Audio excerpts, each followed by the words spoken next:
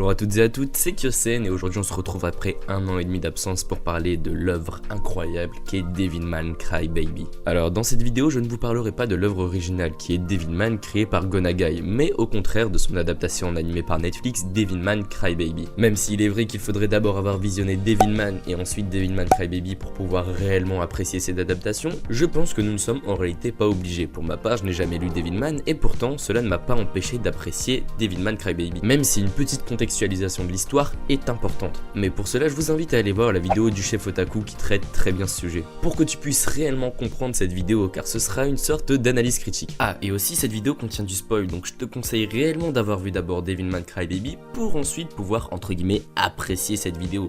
Tu peux aller le voir sur Netflix ou de manière illégale, hein, c'est toi qui vois. Bon allez sur ce, c'est parti pour le résumé et merci Wikipédia. Dans cette série, Akira Fudo qui est le personnage principal est informé par son meilleur ami Ryo Asuka que l'ancienne race des démons prenant possession du corps des humains pour les posséder est revenu sur Terre pour prendre le contrôle de cette dernière. Car oui, dans cette série, les démons sont une espèce à part. Ils étaient là avant les humains et ont été congelés durant la période glaciaire. Ces derniers étant techniquement immatériels, ils prennent possession des humains pour pouvoir vivre, ou devrais-je dire survivre. Croyant que la seule façon de vaincre les démons est de prouver leur existence, Ryo suggère donc à Akira de l'accompagner pour voir de ses propres yeux la possession d'un humain. Fusionnant lui-même avec Amon, le seigneur des démons, Akira se transforme en Devilman, un être ayant les pouvoirs d'un démon tout en conservant son propre cœur. Et c'est autour de ce fameux Akira Fudo que va se développer l'histoire, l'univers, l'intrigue de Devilman Crybaby. Ce qui rend Devilman réellement intéressant est sa critique de la société, mettant en avant tous les travers de la société sans hésiter une seule seconde à les pousser à l'extrême, pour nous faire comprendre qu'en réalité au fond de l'être humain, rien n'est bon. Ce qui rend Devilman réellement intéressante est aussi sa façon de traiter notre monde d'aujourd'hui, un monde numérique où toutes les informations sont accessibles tout le temps, à toute heure. Qu'elles soient vraies ou fausses, ces dernières circulent partout dans le monde à une vitesse infinie. Mais je vais laisser ce point pour l'instant car il sera très intéressant à traiter en fin de vidéo. Au début de la série, Akira nous sera présenté comme un personnage frêle, fragile, pleurant souvent pour les autres, et même à leur place d'ailleurs. D'ailleurs, il ne sera pas simplement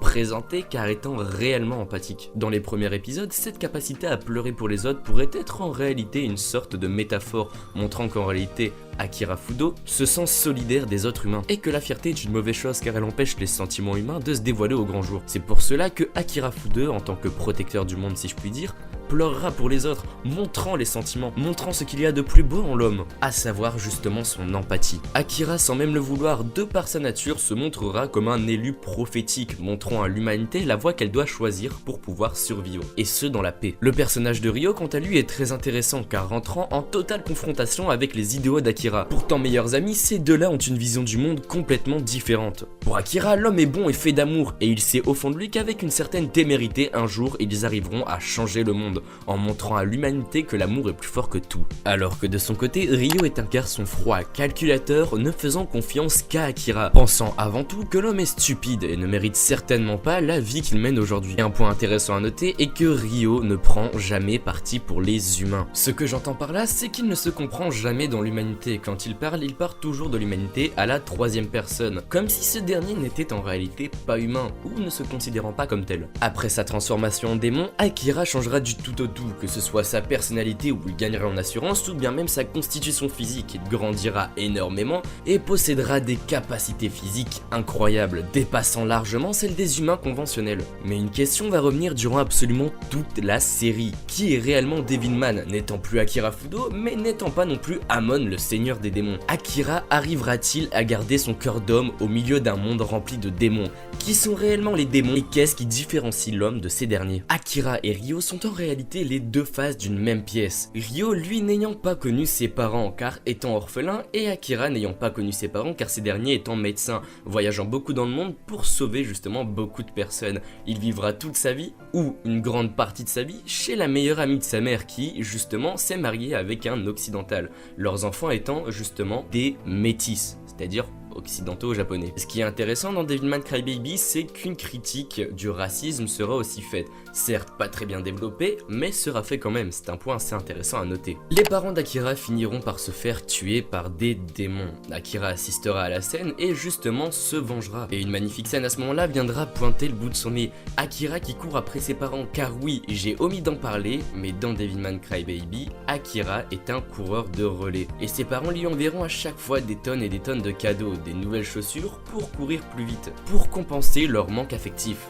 Et dans une ultime scène, nous verrons Akira courir vers ses parents, courant depuis l'enfance pour tenter de les rattraper, mais n'ayant jamais réussi, et pour le coup ne réussira jamais. Cette course effrénée pour rattraper ses parents pourrait être en réalité symbolisée par un garçon qui veut grandir trop vite, qui veut rattraper ses parents et qui n'a pas le temps de comprendre le monde qui l'entoure, répétant à nouveau les mêmes erreurs que ses parents. Et quand Akira finira par tuer sa propre mère, n'étant techniquement plus en vie, à ce moment-là cette scène pourrait aussi être symbolisée par le fait que ça y est, la rupture est faite, le cycle est terminé.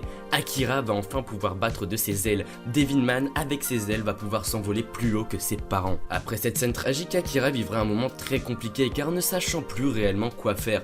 Combattre les démons était son credo, mais depuis la mort de ses parents, ce but semble insignifiant. Il tue les démons non pas pour sauver l'humanité, mais pour lui-même.